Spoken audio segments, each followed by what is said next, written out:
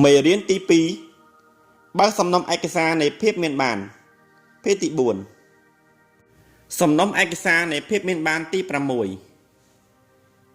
អ្នកមានសរសើរអ្នកមាននិងអ្នកជោគជ័យអ្នកក្រស្អប់ខ្ពើមអ្នកមាននិងអ្នកជោគជ័យអ្នកក្ររមែងមើលជោគជ័យរបស់អ្នកដទៃដោយខ្សែភ្នែកខឹងសម្បាច្រណែននិងឈ្នានីសឬមិនអញ្ចឹងទេក៏ប្រាប់ថាពួកគេសំណាងល្អខ្លាំងណាស់ឬលួចខ្សឹបប្រាប់តិចៗថាអាអ្នកមានល្ងងអើយអ្នកត្រូវដឹងថាបើអ្នកឃើញអ្នកមានជាមនុស្សអាក្រក់មិនថាលើរឿងណាផ្នែកណាឬលក្ខណៈណាក៏ដោយទី1អ្នកគ្មានផ្លូវជាមនុស្សល្អបានទេហើយអ្នកក៏នឹងគ្មានផ្លូវមានបានទៅកើតដែរការខឹងសម្បានិងការគុំគួនដែលអ្នកក្រជាច្រើនមានចំពោះអ្នកមានខ្លាំងក្លារហូតដល់គួរឲ្យចម្លែកមើលទៅដូចជាពួកគេជឿថាអ្នកមានគឺជាមេខ្លោងដែលធ្វើឲ្យពួកគេក្រមែនហើយត្រឹមត្រូវបំផុតអ្នកមានប្រមូលកាប់លុយអស់ទើបមិនសេះសល់មកដល់ខ្ញុំនេះគឺជាប្រយោគដែលពួកគេដើរតួនាទីជាជនរងគ្រោះខ្ញុំចង់និយាយរឿងមួយឲ្យអ្នកស្ដាប់នេះមិនមែនជាការរអ៊ូទេព្រោះតែចង់និយាយពីបទពិសោធន៍ក្នុងជីវិតពិតដែលត្រូវនឹងគំនិតនេះប៉ុណ្ណោះកាលពីពេលមុនខ្ញុំមានបញ្ហាខាតហិរញ្ញវត្ថុខ្ញុំធ្លាប់បាក់ឡានប៊ូរតាំងពេលនោះខ្ញុំមិនធ្លាប់មានបញ្ហាពេលបាក់ឡានបដូរផ្លូវទេមនុស្សភាគច្រើនព្រមឲ្យខ្ញុំបើកជ្រៀតចូលបានតែពេលខ្ញុំខ្លាចជាអ្នកមានហើយទិញឡានចាកឺពណ៌ខ្មៅថ្មីខ្ញុំសង្កេតឃើញភាពផ្លាស់ប្ដូរនៅសុកខ្ញុំបាច់ជាត្រូវសង្គមស្អប់ខ្ពើមថ្ងៃខ្លះត្រូវគេចោលរបស់របរដាក់ទៀតផងដោយសារតែមូលហេតុមួយប្រការគឺខ្ញុំបាក់ឡានចាកឺថ្ងៃមួយខ្ញុំបាក់ឡានតាមម្ដុំអ្នកក្រក្នុង San Diego ដើម្បីយកមន្តទៅបរិច្ចាគឲ្យមូលនិធិសប្បុរសធម៌ក្នុងថ្ងៃបុណ្យគ្រីស្មាស់ខ្ញុំបើកដំបូលឡានហើយសង្កេតឃើញបុគ្គលខ្លួនប្រាណកខ្វក់4នាក់អង្គុយនៅកន្ទុយឡាន pick up ដែលចតនៅខាងក្រោយខ្ញុំហើយពេលនោះពួកគេក៏ចាប់ផ្ដើមលេងបាល់បោះជាមួយឡានរបស់ខ្ញុំដោយព្យាយាមបោះកំប៉ុងស្រាបៀរចូលមកក្នុងឡានដែលបើកដំបូលរបស់ខ្ញុំក្រោយពីធ្វើឲ្យឡានខ្ញុំកំពិតនិងឆ្កូតជាច្រើនកន្លែងពួកគេក៏បើកឡានចេញទៅហើយស្រែកជេរថាអាអ្នកមានងងអើយជាការប៉ັດណាស់ខ្ញុំនឹកថាវាគ្រាន់តែជាពេលសោយរបស់ខ្ញុំប៉ុណ្ណោះតែបន្ទាប់ពីនោះ2សប្តាហ៍ខ្ញុំចតឡានចោលនៅម្ដុំអ្នកក្រមួយកន្លែងទៀតពេលត្រឡប់មកវិញក្នុងរយៈពេល10នាទីឡានរបស់ខ្ញុំក៏ទៅឆ្កូតស្នាមទាំងអស់នៅពេលខ្ញុំនៅម្ដុំនោះម្ដងទៀតនៅពេលក្រោយខ្ញុំបានជួលឡាន Ford Escort ហើយវាគួរឲ្យចម្លែកខ្លាំងណាស់ដែលខ្ញុំមិនជួបនឹងហេតុការណ៍អាក្រក់ឡើយខ្ញុំមិនបានប្រាប់ថាម្ដុំអ្នកក្រមានតែមនុស្សអាក្រក់នោះទេតែតាមបទពិសោធន៍របស់ខ្ញុំមើលទៅដូចជាមានមនុស្សច្រើនខ្លាំងណាស់ដែលកំពុងតែស្អប់អ្នកមានអ្នកណាទៅដឹងពេលខ្លះវាអាចជាបញ្ហាដូចរឿងមន់និងពងមន់មួយណាកើតមុនក៏ថាបានគឺដោយសារតែពួកគេដាច់យ៉ៃទៅពួកគេស្អប់អ្នកមានឬដោយសារតែពួកគេស្អប់អ្នកមានទៅពួកគេដាច់យ៉ៃហើយលទ្ធផលចុងក្រោយគឺពួកគេនៅតែក្រដដែលការមិនស្អប់អ្នកមានអាចជារឿងដែលនិយាយបានងាយតែអាស្រ័យទៅលើអារម្មណ៍របស់អ្នកផងដែរចំពោះការវង្វេងចូលទៅជាប់អន្ទាក់អារម្មណ៍អាចកើតមានឡើងបានចំពោះគ្រប់គ្នាសូម្បីតែខ្ញុំ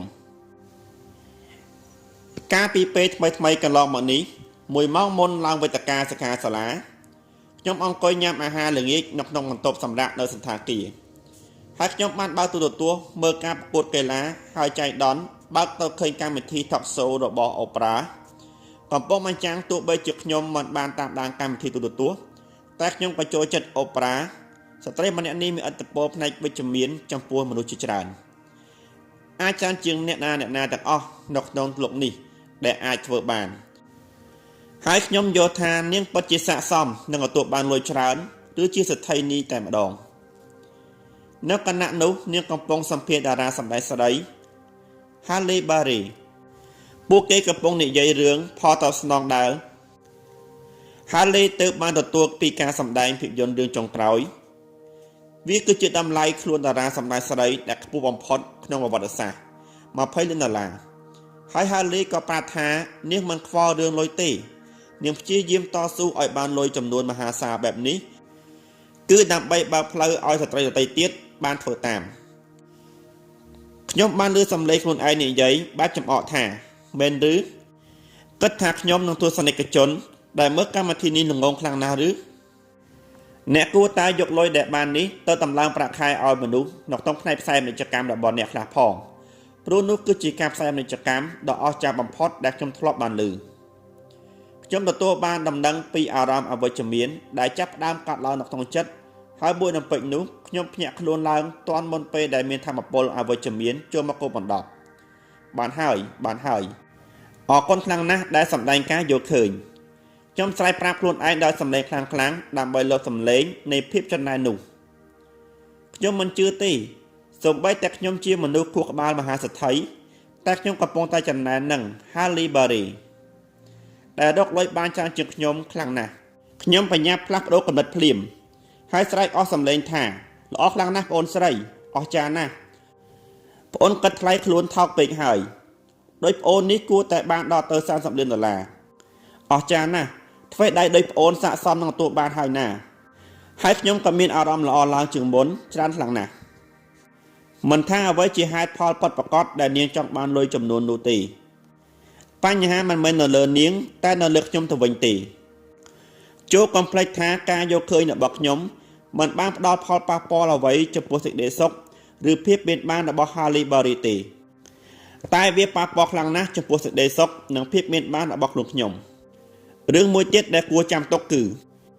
ការគិតឬការយកឃើញគ្មានល្អឬអាក្រក់ទេគ្មានត្រូវគ្មានខុសឡើយនៅពេលផុសឡើងក្នុងខួរក្បាលរបស់អ្នក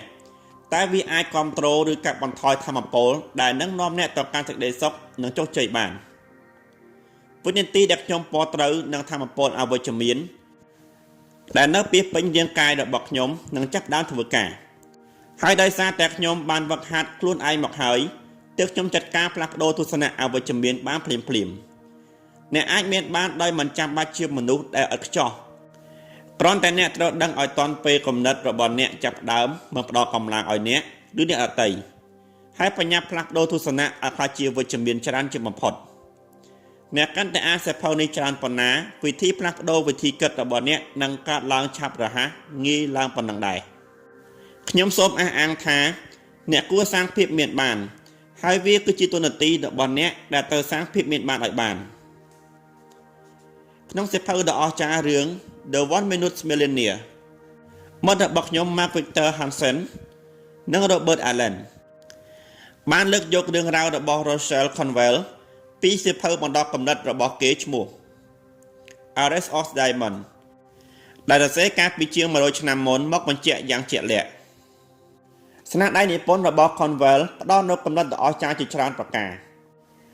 រដំបូងនិយាយដល់ការជាទីទុកចិត្តរបស់អ្នកដទៃជាគុណសម្បត្តិក្នុងបណ្ដាគុណសម្បត្តិទាំងឡាយដែលចាំបាច់ចំពោះការសាងឋានៈដ៏មានបានការជឿទុកចិត្តដែលអ្នកដទៃមានចំពោះអ្នកជាបច្ច័យសំខាន់លំដាប់ដំបូង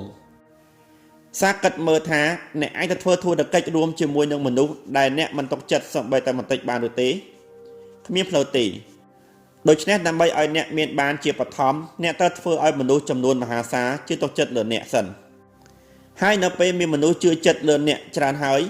អ្នកនឹងក្លាយជាអ្នកមានដោយស្វ័យប្រវត្តិគុណសម្បត្តិណាទៀតដែលចាំបាច់ចំពោះការសាងភាពមានបានហើយដែលសំខាន់ជាងនោះគឺការរក្សាភាពមានបានទុកឲ្យបានប៉ុន្តែថាច្បាប់គ្រប់ប្រការសុទ្ធតែមានករណីលើកលែង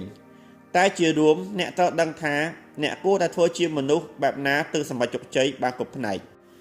សាកយកលក្ខណៈផ្សេងៗតទៅនេះទៅបំផ្លែងប្រើមើលពិភពលោកក្នុងផ្លូវវិជ្ជមានជឿទុកចិត្តបានមានសមាធិមោះមុតអត់ធ្មត់ឧស្សាហ៍ខ្នះខ្នែង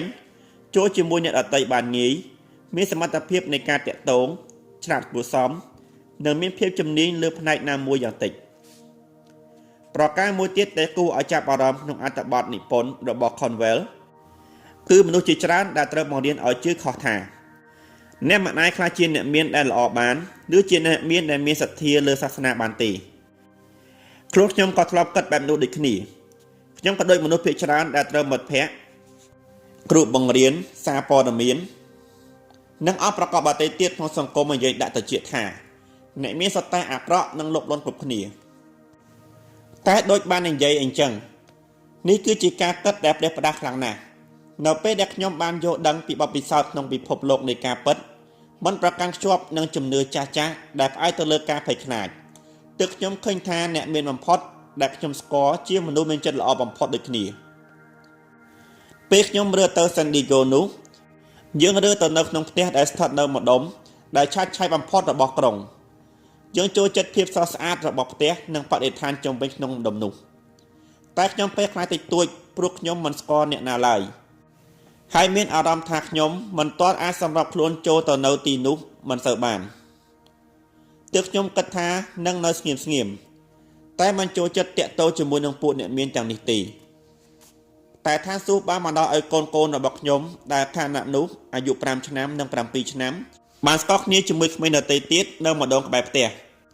ហើយមិនយូរប៉ុន្មានខ្ញុំក៏បើកឡាននាំកូនទៅលេងជាមួយនឹងមិត្តភ័ក្តិដែលមានផ្ទះដ៏ធំមហាសាលខ្ញុំចាំបានពេលដែលខ្ញុំគួរទ្វារឈើដែលមានក្បាច់ចម្លាក់ដ៏ស្រស់ស្អាតមានកម្ពស់យ៉ាងតិច20 ហ្វូតម្ដាយរបស់ក្មេងមកបើកទ្វារហើយនិយាយចេញមកដោយពាក្យសម្ដីជាមិត្តល្អបំផុតនិងមានភាពទន់ភ្លន់បំផុតថាហេវខ្ញុំរីករាយខ្លាំងណាស់ដែលបានជួបអ្នកចូលមកក្នុងសិនមកខ្ញុំនៅងើយឆ្ងល់តិចពេលនាងចាក់តែទុចឆ្មានិងលើកចានផ្លែឈើមកឲ្យមកក្នុងល្បិចអីទៀតហើយគូក្បាលពូកែសង្ស័យរបស់ខ្ញុំចាប់ដើមសង្ស័យហើយស្វាមីរបស់នាងក៏ឈប់លេងជាមួយនឹងកូននៅសះទឹកហើយដើរចូលមករាក់ទាក់ដោយភាពជាមិត្តខ្លាំងជាងភរិយារបស់គាត់ទៀតថាហេវយើងរីករាយខ្លាំងណាស់ដែលអ្នកមកធ្វើជាអ្នកចិត្តខាងរបស់យើងអ្នកទៅនាំគូសារមកចូលរួមពិធីជប់លៀងអាំងសាច់នៅយប់នេះណាយើងនឹងណែនាំឲ្យអ្នកស្គាល់គ្រប់គ្នាហើយយើងសូមមិនទទួលពាក្យបដិសេធទេណា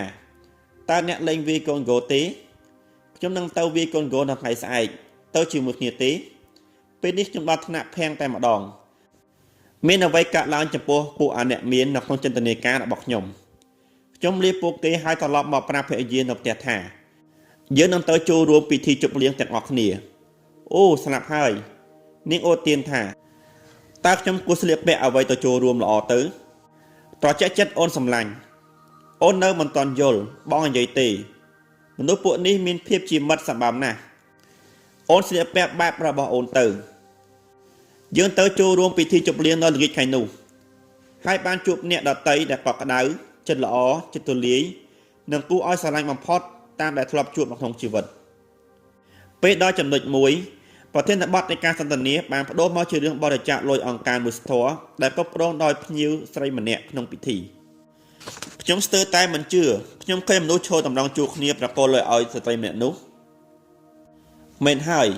គ្រប់គ្នាក្នុងពិធីសុទ្ធតែជាអ្នកបង្កើតឬជាអ្នកបរិច្ចាគដ៏ធំក្នុងអង្គការមួយស្ទរយ៉ាងតិចមួយកន្លែងមិត្តដែលអញ្ជើញយើងមកចូលរួមក៏បានជួយអង្គការមួយស្ទរជាច្រើនកន្លែងដែរក្នុងមួយឆ្នាំពួកគេកំណត់គោលដៅថានឹងជាអ្នកបរិច្ចាគដ៏ធំបំផុតនៅក្នុងក្រុងដល់មូលនិធិកុមារក្រៅពីពួកគេបរិច្ចាគលុយផ្ទាល់ខ្លួនមួយឆ្នាំរាប់ម៉ឺនដុល្លារហើយ